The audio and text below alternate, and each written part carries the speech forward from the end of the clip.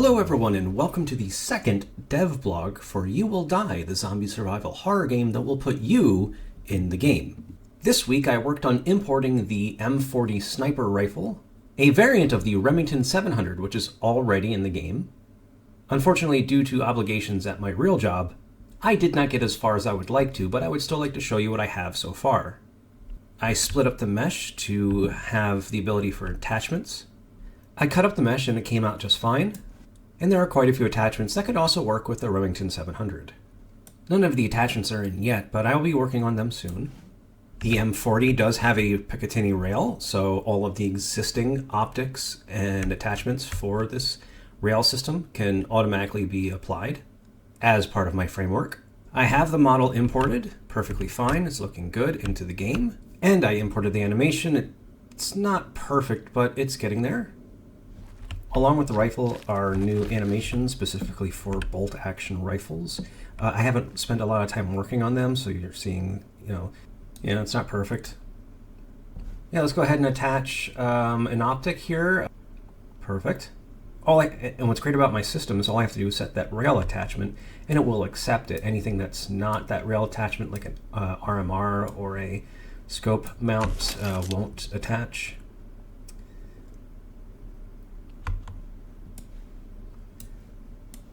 But it's looking good.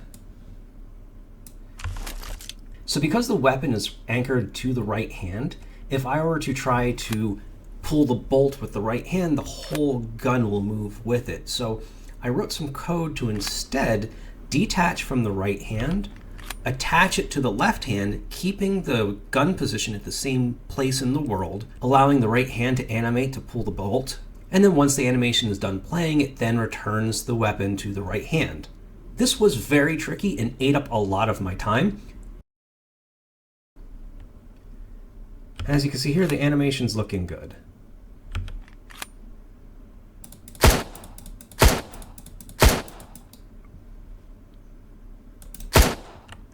Here's what it looks like with different optics. The ADS time is definitely different for this T4.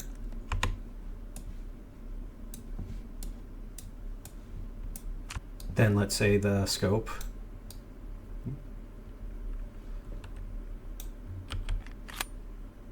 And that's it. That's the M4. There's actually a lot that goes into getting just this one gun. For example, it takes a 7.62 by 51 bullet.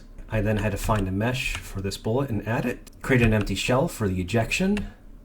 And then define the mass and velocity, diameter for the ballistic physics. Let's take a review of the inventory screen. So the inventory screen is currently heavily inspired by DayZ.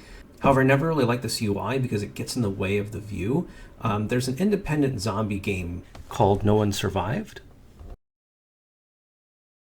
And so I really like how it's out of the way. Like when you're walking around town, you don't go blind while checking your pockets. And I think the UX needs to reflect that. But we already have a lot going on in here.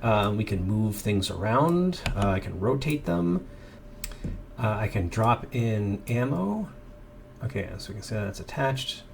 I could drop in other attachments. I can move the attachments to here, to my hand, and put action, perform action on them, such as eating. I can throw the item. I can equip and unequip. If I currently have no inventory, I pick up something, it'll go directly into my hand. I can drop it into the vicinity. However, now that I have a item, I can pick it up. It'll go into my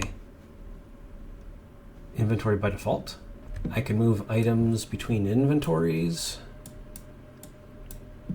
I have an entire Mongo database for persistence that will track doors that are open and closed, any trees that are cut down, the player inventories and item inventories, the items that are in the world, any item spawns, what's currently there, things that are placed down in the world, such as campfires or fort items like fences, player data, vehicle spawn information. Those are the current things I have currently built and working right now. Building scalable backends is my forte. I can do this in my sleep. And the way it works is through asynchronous bulk updates. So in theory, it should handle a lot of players. So let's go ahead and test our database persistence. I'm going to pick up just a couple items. Some sunglasses, looking cool. Let's pick up this UMP45, 1 round, suppressor, and then go somewhere where there's not a player spawn, maybe about here. Okay, cool. So I got 3 items, sunglasses and backpack and some boots. And so I'm going to go ahead and quickly, let's take a look. So we can see here as part of the backend API, yeah, we're getting updates for items, for inventories, anytime there's an action. You can see reoccurring is location and player data information. Something must have just spawned just now.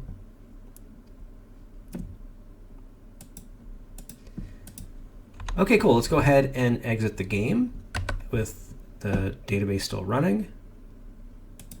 And then I'm going to go ahead and restart the game. And here we are, back at our location. Let's take a look. The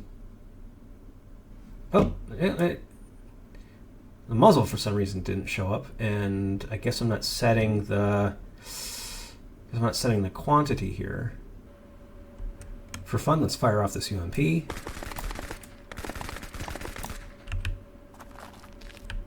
As you can see, when you're hip firing, the spread is quite large. As we go through these dev blogs, I probably won't be sharing a lot of code, as it is my intellectual property, but I felt compelled to share the right-hand reload animation fix. I added a property if the right hand has a reload animation that could be set in the blueprint. For the bolt action rifles, this is set to true. First, I'm going to capture the transform of the component transform. This is as it's attached to the character. This was the big aha moment that I kept missing. I kept trying to get it in world space or relative space, but you want the component transform as it applies to the character or the mesh it's attached to. Then detach it from the actor. Very important is to reset the scale, otherwise funky things happen. And then finally attach the weapon to the character using snap to target, including scale, to the hand L bone, the left hand bone. And finally, set the world transform to the variable we set earlier for the component transform. And that's it. And then when the animation ends, simply detach the weapon from the actor again, and then attach it to the character how you'd normally attach it. And that's it. Next up, I really need to add more not fun stuff, like food items and tool items. But I got my first request. I am originally from Eastern Pennsylvania, but I learned Western Pennsylvania has a very large sword community. So I'll be adding sword animations and sword meshes, which will be kind of fun to kill zombies with anyway. So as the sun sets on this dev blog, I'd like to thank you again. As always, please like us on the socials.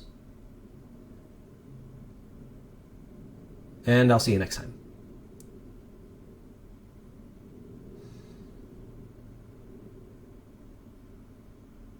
Oh no, he's getting attacked from behind.